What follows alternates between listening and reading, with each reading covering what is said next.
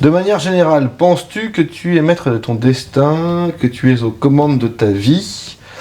Donne une note de 0 à 5, sachant que 0 est le non, je subis les choses qui m'arrivent, et 5, je maîtrise totalement ce qui m'arrive.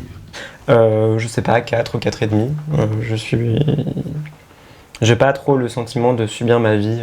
Je l'ai pas trop eu depuis que je suis plus un adolescent mal dans sa peau. En ce moment, ça va après. Donc depuis peut-être 5 ans, ça va. Je suis au contrôle de ma vie. 4 parce que je suis très prévoyante, très prévisible. C'est-à-dire dans le sens où pas dans le sens où on sait ce que je vais faire, mais dans le sens où moi je sais ce que je vais faire. J'aime bien prévoir, j'aime pas du tout le flou et j'aime pas subir quelque chose que je n'ai pas prévu. Donc j'essaye de faire en sorte de maîtriser mon destin et j'essaye de faire en sorte de commander ma vie, ouais. Et plutôt que ce soit l'inverse. Je maîtrise pas ce qui m'arrive, mais je fais en sorte de maîtriser ce qui m'arrive. Donc moi, je dirais 4 alors. Moi je mettrais 3 à 4. Ouais. Je maîtrise à 50%, vu qu'on maîtrise un peu à deux maintenant aussi. Donc je subis un peu aussi ce que toi tu dois vivre et je fais en sorte que ce que j'ai envie de faire corresponde à ce que tu as envie de faire. On fait des compromis, mais voilà, c'est des compromis. On agit au final, ensemble, quoi. Oui, donc au final, je suis pas non plus maître de ma vie à 100%, ce qui est à peu près normal. Ce qui est bien aussi de peut-être pas maîtriser sa vie à 100% non plus. Hein. Bah oui, ça doit être ennuyeux. On va dire 3. Disons qu'en fonction des choses qui m'arrivent et qui me tombent dessus, j'essaye de faire avec pour revenir à ce que j'ai envie. Je choisis ce qui m'arrive, mais des fois, j'ai pas trop le choix. Par rapport à ma situation, des fois, j'ai pas trop le choix, il faut que j'avance, quoi. Donc, je suis pas toujours maître de ce que je fais. Ouais, moi, c'est 2 ou 3, mais c'est plutôt parce que j'ai tendance à ne pas prendre certains choix que je pourrais prendre. Et donc, du coup, je laisse en latence, quoi. Je suis rebeu. 2. À toi 2 aussi, ouais, pareil. Ouais. 1. Carrément. Moi, j'aurais 3 parce que. Ouais. Je suis pas si indépendante que ça, quand même. Enfin, si, mais en même temps, je suis. Attends, je suis chez mes parents, tu vois ce que je veux dire. Oui, mais c'est parce qu'après, il y a la conjoncture actuelle du logement, c'est compliqué d'avoir un logement, mais tu veux partir, mais tu galères. Ça, encore une fois, c'est parce que c'est la société qui veut ça, c'est pas facile, quoi. Mais je pense quand même que tu... Non, moi, je pense qu'on est tous des victimes. Ah bon? Victime de quoi? Non, franchement, attends. C'est pas comme si tu te disais, voilà, demain je pars en Chine, j'ouvre un truc, je réussis. Non, tu subis les choses. Moi, je vois ça comme ça. Oula, foi. Parmi les problématiques suivantes, quelles sont les 3 qui te préoccupent le plus? Alors, l'accès à l'emploi, le pouvoir d'achat. La crise économique et financière, les impôts. Attends, mais l'immigration, il y a vraiment des gens qui ont... Waouh, chaud. L'accès au logement, le système éducatif. L'insécurité, l'environnement, le système de santé, les retraites. La dette publique, l'énergie nucléaire, les banlieues, les paradis fiscaux. Et avec tout ça, ma bonne dame, alors qu'est-ce que je vous mets dans votre panier? Moi, si je devais en retenir 3... Je vous mets 3. Bah, l'accès à l'emploi, on va dire. Vu qu'on n'a pas de taf.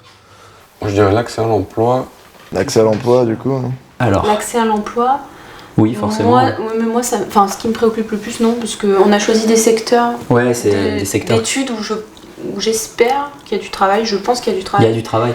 Mais bon, on a toujours ce petit souci quand même, c'est pas... Tant qu'on n'aura pas un travail, on peut pas dire, je suis à l'aise avec ça.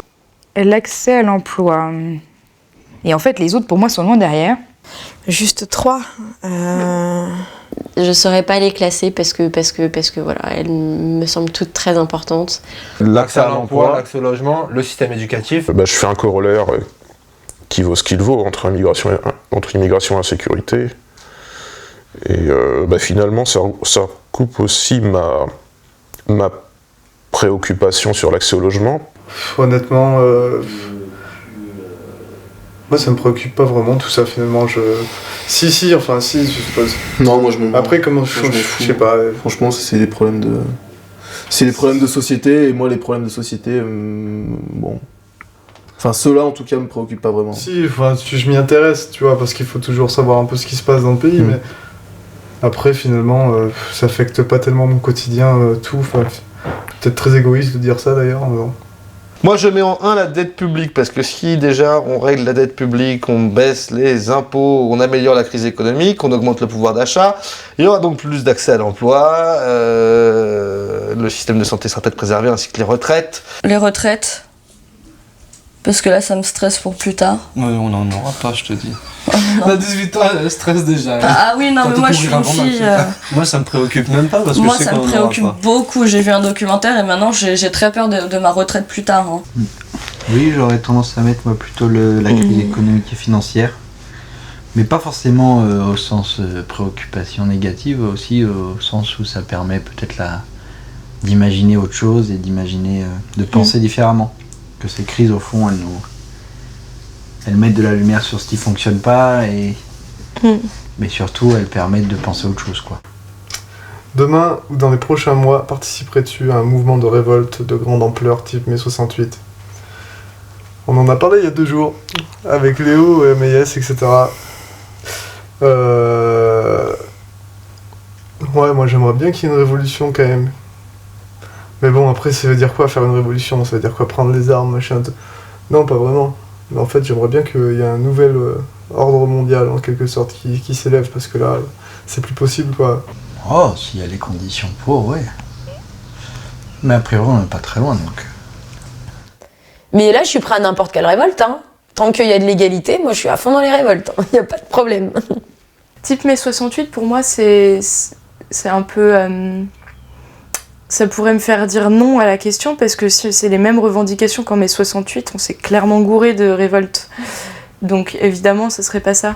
Mais si la cause est juste, évidemment, oui, parce qu'il y a beaucoup de choses à renverser.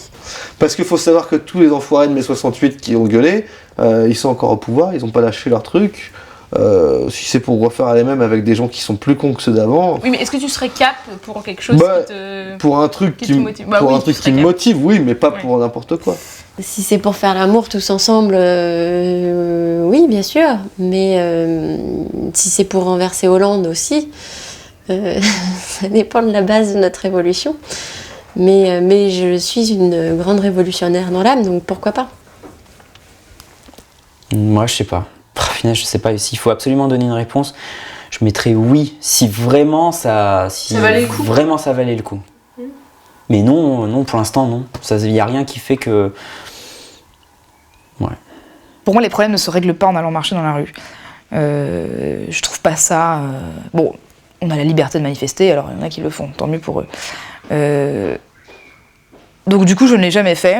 Mais effectivement, s'il se passait quelque chose qui me marque, je pense que je n'hésiterais pas à utiliser ce droit de manifestation. Moi, non, je pense. Non, ça me dit pas trop. Ça me donne pas l'envie. Moi, j'ai jamais fait de manifestation et j'ai pas spécialement envie. Manifestation. Ah, quel frère. Non, parce que ça parle de révolte, tout simplement, et ça amène à la violence, et quoi que tu fasses, tout ce qui est manif, ça amène à la violence. Donc moi, je préfère hors de ça. Donc non, j'y participerai pas, ça c'est clair. Tu vas aller marcher, tu vas aller manifester pour tout. Ouais. Moi, je dirais non, et je Non, mais prends après, c'est pas une manifestation. Là, ils disent pour un mouvement de révolte. Ouais, mais ça veut dire que si demain c'est la crise, c'est la merde, c'est la haisse, on galère, c'est... Oh, Bah, tu vas pas te révolter? Non, je reste chez moi, je suis à ma porte. Parce que ça va changer quoi. Moi, je te jure, bah, je voilà. crie. Ça change rien. Mais à part, tu vas te regazer. Moi aussi, je le fais. Hein. Moi, je le fais. Ça dépend. Moi, franchement, faut voir ce que c'est. Ça dépend. Demain ou dans les prochains mois, participerais-tu à un mouvement de révolte de grande ampleur type mai 68 ? Dans la mesure où j'étais actif concernant le mariage homosexuel, je ne sais pas si ça peut être qualifié d'équivalent, c'est sans doute présomptueux, mais ce faisant, j'ai déjà participé, j'ai déjà milité, pris parti, pris position pour un mouvement un mouvement de révolte qui reste un mouvement de révolte, oui, de contestation en tout cas, donc oui.